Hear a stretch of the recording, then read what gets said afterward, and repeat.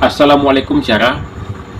Nekalang siga Aceh Hari Tiaga atau DPD RI minta bendera Aceh disahkan di Aceh. Nyan betul-betul. Yang nakala Nasib Hidro 2 DPR Aceh atau DPD Aceh yang matang setia kepada bendera. Ya, dia akan disok. Sebetulnya bendera katanya syara yang tuah kan. Kan disahkan. Dia sejak damai dalam butir MOU Helsinki.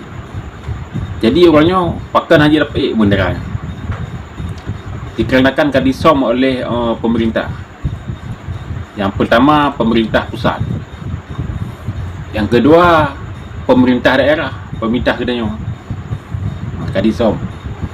Kaji pegang bisnis dengan bendera katanya, bendera Aceh. Contoh dah pegang. Bendera bintang bulan, lambang Aceh diubah ke bendera partai. Jadi orangnya mana haji hanya dapat yang kenyang cara doa.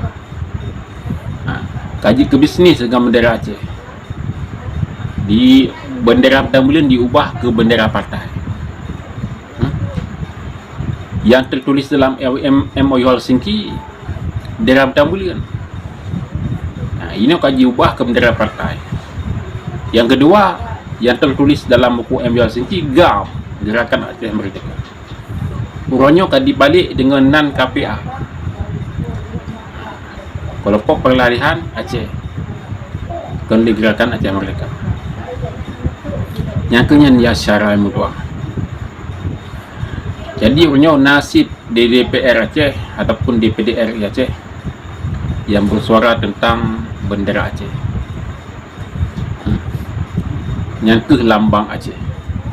Bahkan urangnya haji tak kirakan di Aceh yang kenyang penyebab. Baik cara.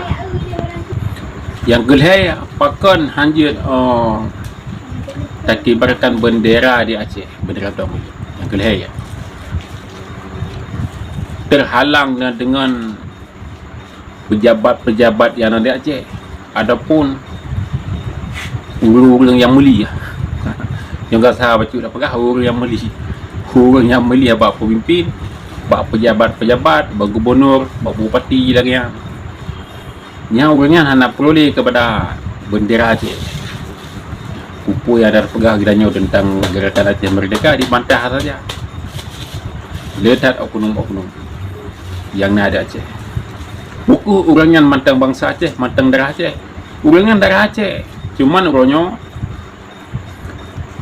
karena kani umat pemerintah, makanya hana peroleh ke tentang Aceh.